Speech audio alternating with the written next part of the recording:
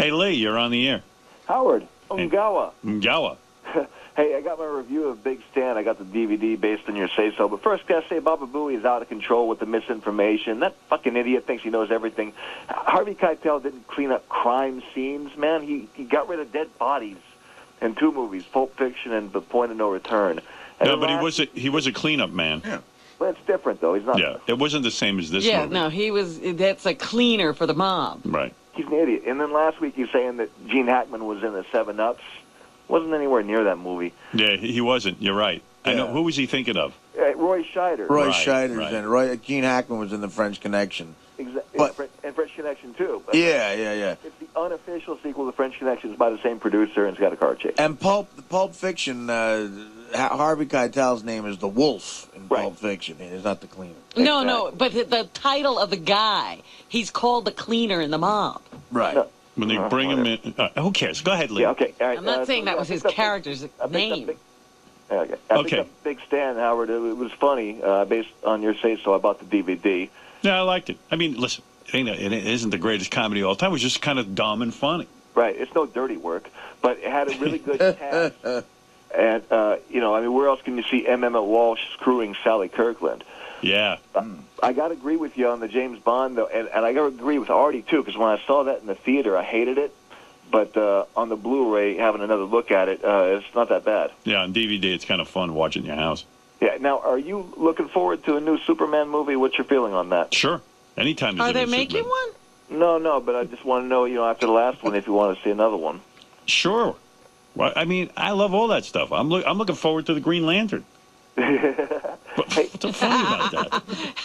Now, That was a funny laugh. Howard, can you name all the James Bond movies in chronological order? No, I could never do that. No. I just remember going to a birthday party when I was a little kid, and it was that From Russia with Love. Yeah.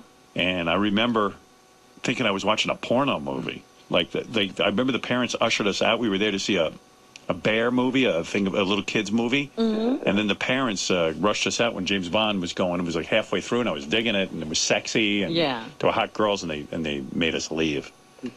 And that was my introduction to James Bond. But I don't, I remember Goldfinger and this and that, but I don't have a memory. I could probably do the Sean Connery ones in chronological order. You know what? No offense. I'm just not even going to ask you to do that because I don't care. No. I was asking if you know how to do it. I was going to quiz you.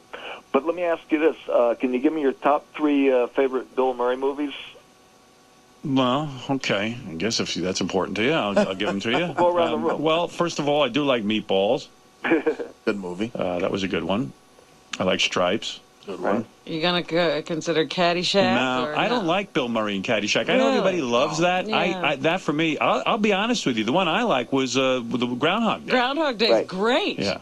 So those are my 3 favorites. Stripes, Groundhog Day. You don't consider the Ghostbuster movies? Yeah, I love the Ghostbuster movies, but for Bill Murray, those are not my favorite because I don't know. He was great in that. I guess those. Okay, those 2, Robin. I mean, I don't know. They were all good. What about Artie? But Meatballs and Stripes was more quintessential Bill Murray and. The first 3 best, I definitely put Groundhog Day. I'd put yeah, me too. I'd put Stripes and I'd say Caddyshack. But if you're gonna go with his late stuff, he's amazing in that movie Rushmore. I love him in that movie. What about the one where he's in Tokyo? What was that one? He's good in that, but it ain't fun. You know what? That movie was like I don't know. I thought that was way overrated. Lost in Translation. I loved him in that. I like that movie. Yeah, I don't know. To me, it was just kind of boring. But what about the one where he was the psychiatric patient with What About Bob? Richard Dreyfuss? What About Bob? It's funny. That's pretty good. But I told you the 3 best, and that's it. We're not going to do a retrospective here. I mean, I like him better in Caddyshack than Howard does, but it's basically the same thing. Yeah, no, you can't go wrong. The Bill Murray, the fact, if they cut out the Bill Murray part in Caddyshack, that'd be a great movie. Are you kidding? No, to me, that is just so boring. I fast forward through that. When he's chasing that puppet through and pretending it's a groundhog or whatever the fuck gopher, it is. Gopher. And he's putting his lip. I'm gonna get you. I just don't care. I guess it was supposed to be like Bugs Bunny or something, where they chase each other and sort of like blowing stuff up. Right. I didn't even understand it. It was like, get rid of him and just get me back to Rodney and all the fun happening. And I don't know. It just didn't make any sense to me. You're being silly. Well, hey, Howard, let me Silly. ask you. You'd have to explain it to me. I don't even understand why that's humorous. That's funny stuff. Him chasing a puppet? I don't know. I think it's a funny character, and I laugh. I Him laugh. interacting with Chevy Chase. Then I'm a genius because I got to play that in my sleep. Hey, Howard, how come M. Night Shyamalan gets such a bad rap?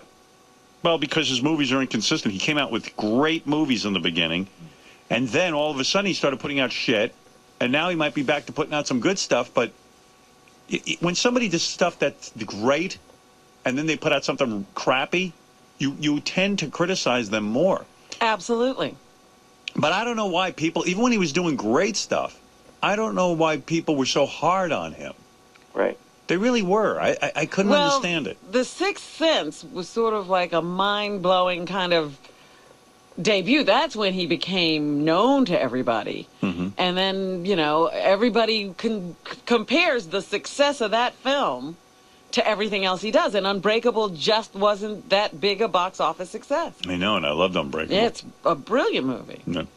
He's a good guy, too. We've interviewed him a couple of times. Yeah, he's a friend of the show. Yeah, he's a good guy. But listen, they all can't be winners, I guess.